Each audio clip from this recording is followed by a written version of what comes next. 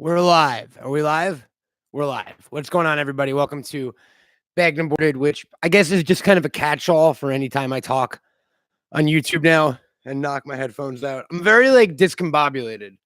This whole live stream thing, it's kind of for the birds. And I am a little human boy. Speaking of little boys, everybody, maybe not. My dog is there. He is at the bottom of the screen. Abe, say hello to the internet. Last night was a momentous event in the history of professional wrestling. Not sports entertainment, but professional wrestling. And we'll get into that in a little bit. It was AEW, All Elite Wrestling's Double or Nothing, their first pay-per-view event. I'm also going to take a break in a moment and try to retweet this link out. Again, I'm new to the live things. I think I need a live assistant guy who does stuff for me. So AEW Double or Nothing happened last night. Technically, All In was this group's first pay-per-view event that happened in Chicago last year. This is a video on YouTube auto-loading. That is not what I wanted. Double or Nothing. It was last night. All In happened last year. We didn't know what was going to happen with that company. Back in January, they announced that AEW was a thing. They being Cody Rhodes, the Young Bucks, Kenny Omega, partnered up with Tony Khan, his father. They own the Tampa Bay football team and the British soccer team. And they started their own wrestling company. We found out last week at the upfronts that they are coming to TNT in the fall. They will have a weekly wrestling show. We also know it's going to be 2 hours and live. My dog does not love this whole YouTube life that I'm all about now. So last night in Las Vegas at the MGM was our first taste of an official AEW product. We watched the press conference back in January. I think they've done a couple minor things. They've done some run-ins, but last night was it. It was, for all intents and purposes, AEW's first door open walkthrough. Say hello to the world. I really lost the analogy there. Double or Nothing. How was it? What is AEW? Why is it different? Why is it new? Why does it stand a chance? Why did TNT pick it up on their TVs for the first time? They've had wrestling in 20 years since WCW died. Overall, let me give my reaction to the show. Very, very enjoyable. I watch a lot of wrestling. Let me preface that. If you folks don't know who I am, by the way, hi, I'm Matt Cohen. I've done stuff, I guess. Bunny Ears podcast and Bagged and Boarded, and that's basically it. Other stuff sometimes. I was going to think about the People vs. George Lucas once. I don't know. Double or Nothing. What did I think about it? I think it is great. I think it is basically, look, and I don't want to offend anyone who loves it or anyone who hates it. These are my honest thoughts on this pay-per-view. I think it's a mix of PWG, kind of a little bit of ROH, if I'm being honest, meets way better production value. It's nothing revolutionary. They're certainly not putting on a product like Lucha Underground did. And again, I love Lucha Underground. And I'm almost a tiny bit bummed that we're not seeing something innovative like that. This isn't a new way of telling wrestling stories or showing wrestling, AEW, by any means. It is just for people who have never seen ROH or PWG or watched the indies. This is a really good, high production value, glossy, well-made look into that world a little bit, Let me take a break here and vamp for a moment and see if we're live on the YouTubes. Again, I'm very new to this. So overall, I thought the show was really fun. I thought that, oh yeah, we're definitely live. Whoa, how do I share this now? I don't know, guys. We'll figure it out. I need to stop. Can I vamp for a minute? I have no one to vamp. All right. Oh, it's share. There we go. Sweet. I got it. Copy link. We're getting there. How did I think the show went off? I think the production value was great. I loved the different camera angles. I loved the crane shot they used. I thought that the editing and the camera choices it definitely leaves some room to be desired. There was more than one time where they cut away from an obvious shot of ones that stick out of my mind are Cody and Brandy walking out to the ring. The camera was literally turned in it was turned in the right direction. Then it turned in the other direction, and then it whipped back to Cody, which I thought was weird. But again, first show, so they're getting kind of the hinks out. I don't know if hink is the right word, but I'm not a word professional. So there you go. What else did I think? I thought the pyro was a little like, I don't know. I guess it's cool to have pyro in a world where WWE doesn't at all anymore, but it maybe they could sweeten up the noise a little bit because it sounded just a little too soft for my liking. But again, I thought pretty much all of the matches, if not all of them, were great, super high, like very, very, very, very good wrestling. That if you only do watch WWE, this must be like the most insane experience of all time for you. If you're like a hardcore fan who like goes to PWG all the time and loves Ring of Honor and New Japan and all that stuff, again, it's nothing new. It's kind of just the best of all of those other products that we love put in like a very digestible, very fun package. So overall, I really, really enjoyed the show. It was better than any fucking WWE pay-per-view in a long time, in my opinion. If anyone's watching in the chat, say hello. Oh, I didn't link it, so no one would know to be watching. That's what I forgot to do. You guys will get there. Let me do this real quick. I'm live now talking double or... Oh, I spelled it wrong. I'm sorry. Double. I wish I could train my dog to do stuff. But again, he's just wandering around making me nervous. Double or nothing. Oh, hi, puppy. I'm talking about wrestling.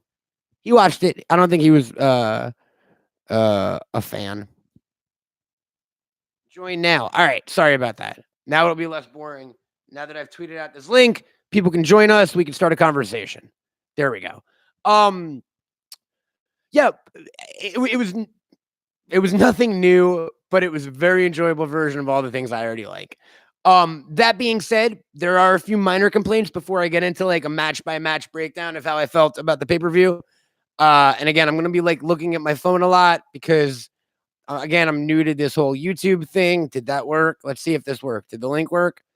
Let's see if we can like double up. You want to see like some Inception shit? YouTube thing. Did that work? Let's see if this worked. Did the link work? Let's see if that's Inception. Here are my complaints, and there's only a few. Like I said earlier, some of the camera shots left some room to be desired. I wasn't huge on any of the theme music. I know that's hit or miss. It's also personal preference with that sort of thing.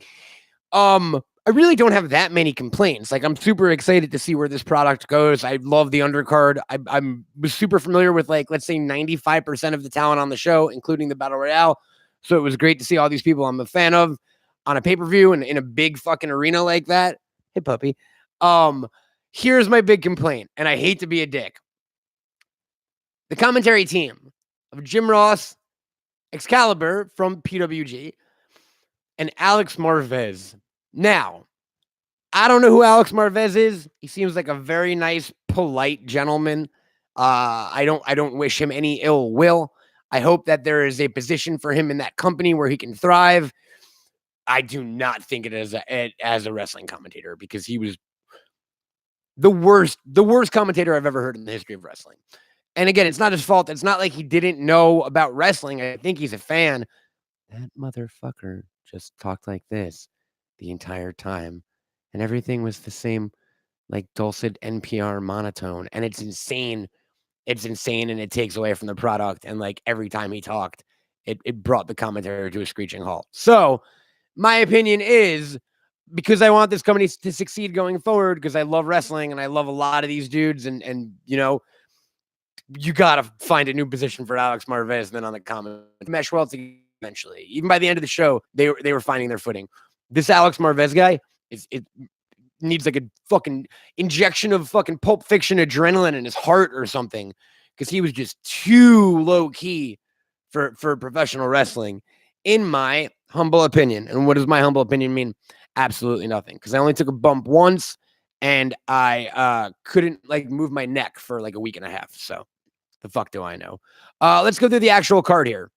So first up, we had the buy-in battle royale, I believe, and there were like a lot of people on it. I don't know if I'm going to go through every single person, but here are the standouts in my opinion. So it was supposed to be 21 men, like a blackjack game, and there were 22 because Cody overbooked it. And let's see, production results. I should have prepared beforehand, but everyone go fuck themselves because it's Sunday. 21-man casino battle royale. I'm not going to list all the entrants. Among the entrants that I found notable, Jungle Boy. This was the first time I ever got to see him do anything. That's the late Luke Perry's son. I thought he was good. He's really young and really green, but like I like the gimmick. He's a good looking kid. Jimmy Jacobs, who I have not seen much of, I'm aware of. I know that he's big on the British scene. I dig his deal, man. I like his gimmick. I like his look.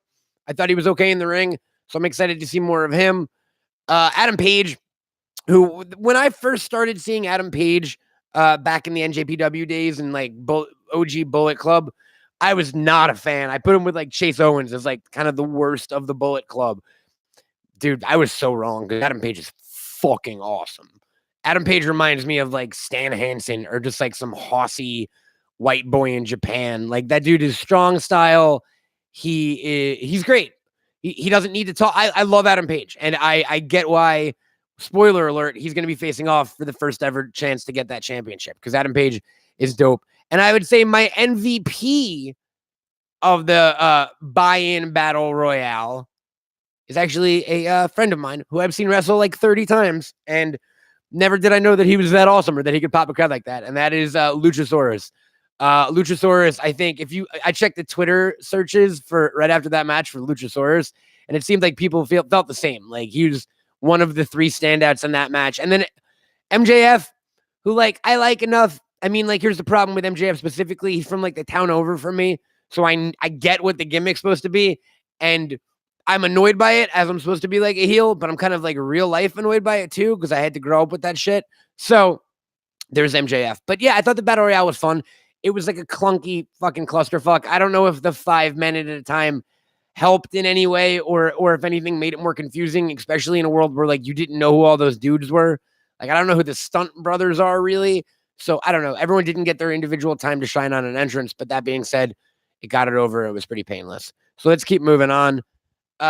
Next match up on the card was Kip Sabian versus Sammy Guevara. It was good. It was a good match. I don't know who either of those dudes are, if I'm being honest. I know them from AEW build-up and stuff like that. Sammy, I like Kip Sabian more than I like Sammy Guevara, but I think they're both just like young dudes who I give a chance to like in the future. I'm not super sold on right now, especially when like the rest of this roster is so fucking stacked. But I get wanting to get like your new talent on the show. It was super flippy and super crisp and like a good, if it was the first ever singles match in AEW history, it was a like competent, if not fine one. So that's my very short review on that match. Hi, everyone on YouTube. Is anyone watching this right now or is everyone going to watch later? Did I do this at the time like people are eating dinner and or did none of my followers give a fuck about professional wrestling? I guess we'll find out. The next matchup, this isn't going to be a super long one because I'm also need to eat dinner and I'm tired, but we'll get through this, everyone. I just wanted to get this out there. My thoughts, my opinions. My dog is, what are you doing, dog? Let's see. My dog is, say hi. Abe, come here. Come get your toy. All right, he doesn't want to play right now. Never mind. I tried to get a cameo, but he didn't want to do it.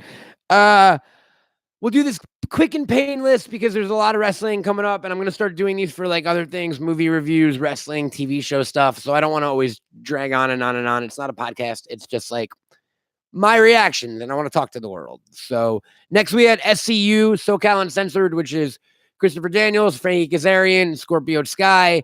They took on the OWE, which is a Chinese organization. They took on the team of Sema, T-Hawk, and L. Lindemann. All 3 of those Japanese guys, though. It's weird. They are Japanese guys from Dragon Gate who went to China to be in the stable of OWE. Regardless, this was a fucking awesome match. This was the first official match on the pay-per-view. I like SCU. I mean, Daniels and Kaz are like fucking as veteran as Jericho is at this point. So it's nothing a shock that they put on good work. Scorpio Sky is like a ridiculous Spider-Man style human being. So I'm cool with him. If anything, to me, the big thing about this match was the OWE guys, because I wasn't even aware of Sema or Shima, right?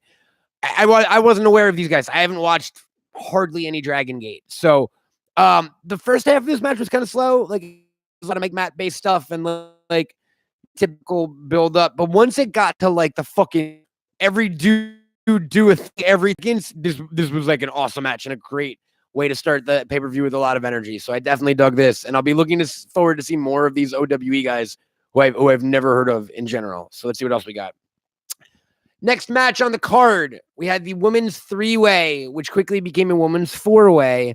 And no, that sounds completely out of context. And don't take that out of context and make it sound bad in your minds, is what I'm trying to say. We had Britt Baker, Dr. Britt Baker. I should say that Kip Sabian won the match before that. I've never done one of these guys. And that SoCal Uncensored one.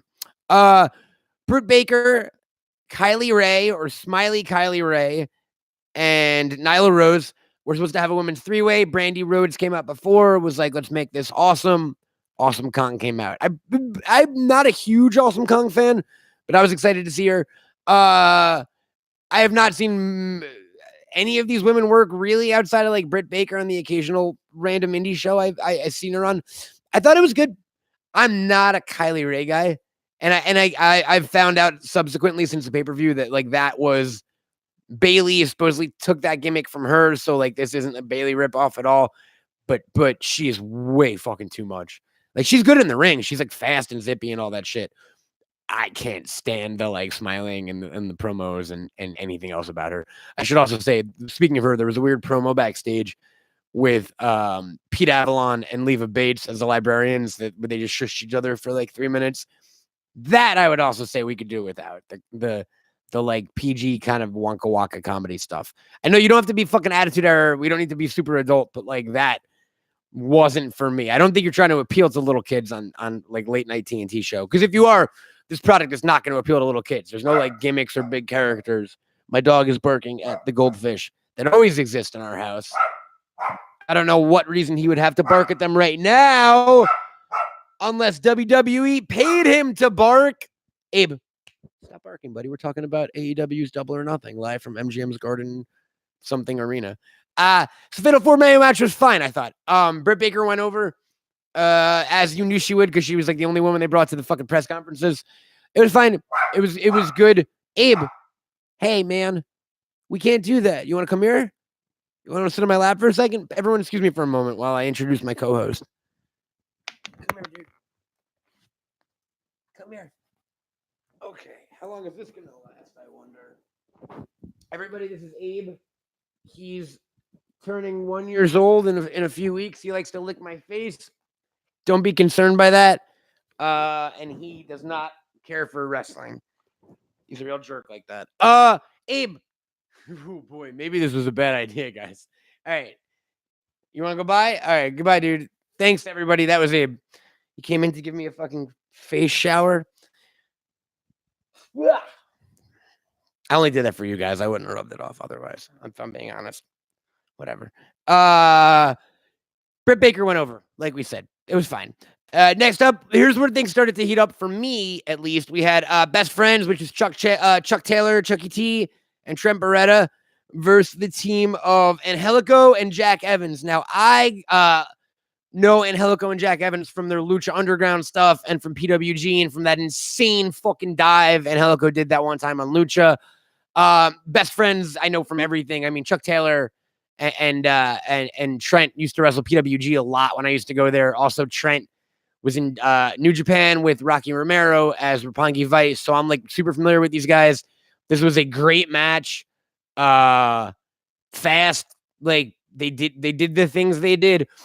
Now, the cool thing to me was this match ended. This is the match that ended where all the lights went out and the lights went back on and those two random dudes were in there and they beat the shit out of everyone. And the crowd chanted, "Who are you?" Right? Sometimes you marks let me down. Double or Nothing audience, you're supposed to be like the smartest indie wrestling crowd in the world, right?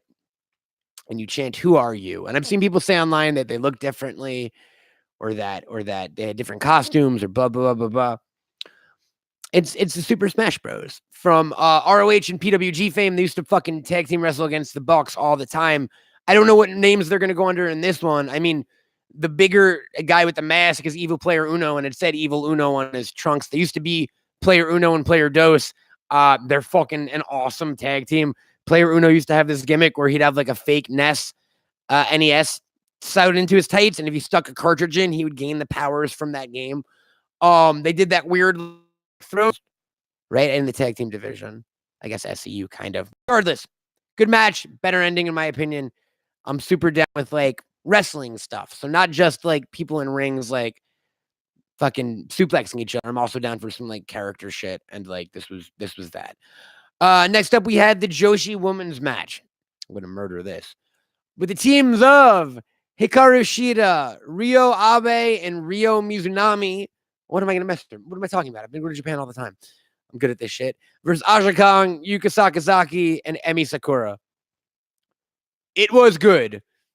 I got a little bored at this point in the show just based on how long the show was. And again, I've never seen any Joshi wrestling. These women were fucking brutal and kicked each other's asses. It was just tough when you knew nothing about the 6 people in the ring. And also, it was just such a distinct style from the rest of the show. I think if they do this on their weekly and start to like pepper it in here and there, maybe the audience will get, including myself, will get more accustomed to Joshi wrestling and I'll appreciate it more. I don't think it was a bad match by any means, but I certainly I'm not going to go watch fucking Stardom right now because of this. I don't even know if Stardom is Joshi. I don't know nothing about Joshi. I don't even know what the word means. I just know it means Japanese women wrestling. Here's where shit got crazy, yo. Okay? Cody versus Dustin. Cody Rhodes versus Dustin Rhodes, a.k.a. Goldust. 2 actual brothers, the sons of Dustin Rhodes. This was billed as Goldust, a.k.a. Dustin's last match ever. This match was fucking... This was my favorite match on the show. With a caveat.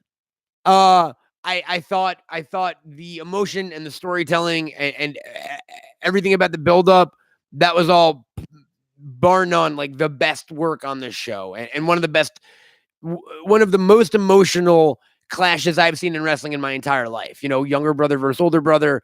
They grew up kind of estranged from each other, completely different lifestyles, completely different wrestling careers. It was everything you wanted it to be. With one caveat, my fucking God, did I hate that blood shit, yo. All right, so at one point in the match, Dustin hits his head on like an exposed turnbuckle, and he must have hit his fucking main artery in his head because that dude was gushing blood for the next 10 minutes. There was blood all over the ring. There was blood on the ref. There was blood on Cody. There was fucking blood everywhere. Every time they go to a shot of the dude and his head wasn't completely straight up, blood would just be pooling around him. I don't need that. Did the blood add to the match? Yes, admittedly it did. It did, unfortunately. So, like, maybe it did need it. I don't know. Would it have been as good without the blood? Probably not. I'm just a little squeamish, I guess. So it wasn't my favorite thing ever. And we could definitely, like, cut that blood down by 80% and it's still enough blood to satisfy me. So next time. But other than that, it was like an awesome match. Dustin at fucking 50 years old can still super go.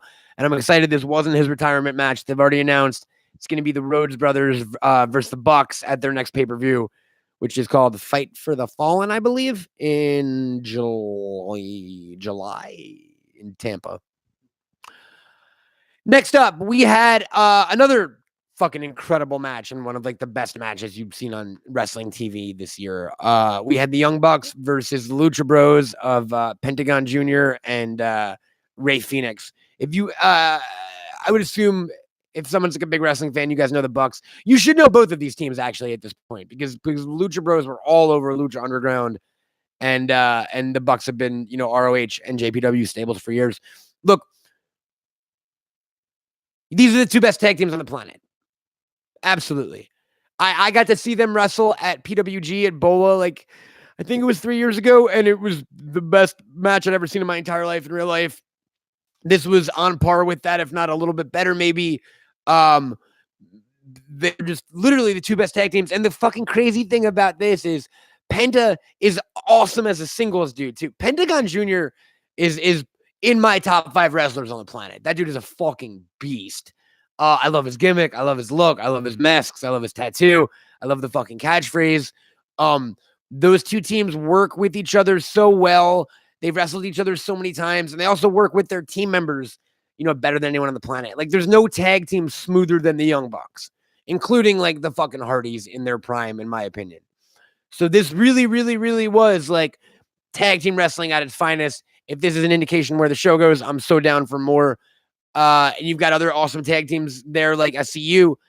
the aforementioned Super Smash Bros. If they sign up like LAX, who I'm a huge fan of, I mean, they already, oh God, I can't remember the other name of the team. The other team they had already signed, but like build this tag team division with teams like the Bucks and the fucking Lucha Bros. And I know Lucha Bros sounds funny because like WWE has fucking Lucha Party or whatever. There is no similarity. The Lucha Bros are fucking geniuses in the ring. So if this is any indication of AEW tag team wrestling, I'm super down. And finally, because my neck hurts and I get tired of talking to myself, did you hear it pop? It really does hurt a little bit, guys. I'm getting old. I'm getting old. Me and Dustin, we're getting old, guys. The final of the night, of course. What can you say? Look, it's weird, man. Omega is like arguably one of the best wrestlers on the planet. Jericho's Jericho. Jericho is awesome. Jericho for his age to be able to do what he does and to be so adaptable to styles and to be so fucking brutal and to be so proud of his weird fucking dad bod. Jericho is the GOAT. He's one of the best of all time. Omega, I feel like it really, really depends on the opponent to bring him out, to bring it out on him on that individual night. Look, he is technically one of the most skilled wrestlers on the planet. It's tough when there's not a storyline with a super huge buildup. I feel like sometimes Kenny, I don't know. I would never say that Kenny Omega phones anything in because again, he's like the best performer. But sometimes there's not a fire behind his eyes. I don't know that I felt it last night. I don't know that the match needed it, but I'm just getting it out there, I guess. Also, Kenny's promos are super fucking weird. And I know we all love him and he's lovable for that. But when it hits like regular TV, they're going to make that dude take acting classes. No offense to Kenny. And look, WWF used to make the wrestlers take acting classes. Like, you guys are actors, so be as good at acting as possible. Great match. Not as good as like Okada Omega, in my opinion. Not as good as Alpha Omega 1, but like fucking awesome way to end the show. And I think the thing that made the most news, excuse me, last night we're Double or Nothing, is what happened after this match. So Jericho won. He won the opportunity to challenge Hangman Page at a to-be-determined pay-per-view, which is most likely going to be All Out, the sequel to All In Chicago in August. Jericho came out to the ring. He was in the ring. Omega was down. Jericho got on the mic, started talking trash, said that Omega and the audience owed him a thank you for basically putting AEW on the map. And then fucking Jon Moxley came out of the crowd. If you don't know who Jon Moxley is Dean Ambrose. And if you don't know who Dean Ambrose is, I feel bad for you that you're still watching this wrestling thing because you clearly don't watch wrestling. Yeah, Dean Ambrose. We all knew it was going to happen in some fashion. I'm super happy it happened in the way it did. I never watched a lot of Moxley shit because, like, I know a lot of that was in like Chikara and CZW, and I don't like death matches. I don't need to see people get like all fucking cut up with like razor blades and alligator fucking fingers and shit. I don't know what an alligator finger is. I was looking at my dog. I got distracted. So I don't know much about Jon Moxley's work. I know a lot about Dean Ambrose, and I dig him. Like when he was good, Dean Ambrose, he was one of the best things in that company. And if anything, it's just exciting because it's the opening salvo of possibly the next Monday Night War or the next wrestling war. You know, like Ambrose was on WWE TV like less than 2 months ago, and for him to show up here is kind of crazy. And it means that like anything is sort of possible now with AEW around. And I'm super happy to have it. Look, final thoughts. Do I think AEW will attract non-wrestling fans to wrestling? Probably not. Not necessarily. It is professional wrestling. Again, Lucha Underground, I think, had a better chance of attracting non-fans because it was so different a take. This is a really good take on professional wrestling, but I don't think it's anything new. I don't think they were setting out to do anything necessarily brand new, you know, but again, I don't think you'll get people who have never liked wrestling watching this. Will you get lapsed fans? I think so. I think curiosity value. I think it will remind people of the time when they did love wrestling. I think the newness of it all. I think Jericho being involved. I think JR being involved. I think that goes a really long way. And more importantly, do I think current WWE fans or ROH fans or New Japan fans or just current wrestling fans, will they dig this? If their weekly TV on TNT is anything like AEW was, both in terms of work rate, in terms of surprises, in terms of production value, with a few caveats, get the fuck out Alex Marvez out of that booth. I think AEW will be the best show on American, the best wrestling show on TV. Yeah, I do. Absolutely. I think with this roster and this amount of faith from like the owners and this amount of support, I think this will be the most entertaining in a world where Lucha's off TV and ROH has never technically really been on TV, and who the fuck knows what's happening with Impact. This is the number 2 to WWE. Absolutely. And I think it will put on a more consistently entertaining show than WWE because it's not restrained by the things that a billion-dollar corporation like WWE is. And also because of that newness, you know, not new in the sense of the product they're putting out, but new in the sense of the approach to the product. I'm really smart. So that's it. That was AEW Double or Nothing. I would give it like a fucking 8.5 out of 10. I thought it was pretty great. If anything, go out of your way to watch those 3 matches I talked about. And that would be the Rhodes, Dustin versus Cody, Omega versus Jericho, and the Bucks versus Lucha Brothers, which was particularly awesome. And that's that. I'm super excited for AEW. I know they're doing like a pay-per-view a month, which is a lot. I don't know if I'd start out that quickly. Let's put it this way. I'm more excited for the weekly TV to see how that is, because that'll be the true test. I have friends of mine that don't watch WWE now that said, hey, when AEW starts, let me know because I'll watch it. They don't care so much about the pay-per-views because they want to, you know, without the build and without knowing these wrestlers, it might be a tough, you know, cold like this. If you want more shit like this, say yes in the comments. I can do this for like other stuff I'm into, I guess, if you guys want. I saw Aladdin. I don't want to talk about it on here, but I can talk about it another thing maybe. I saw John Wick 3. I'm going to maybe talk about that on another. Why am I saying everything like that? I don't want to do YouTube videos. Do you want me to talk about them? I'm sorry. I should be more positive. This is my art. What is my dog doing? Oh, fuck. He's got my Gizmo toy. All right. I got to wrap up before my dog eats my fucking. No. Thank you. Leave that alone.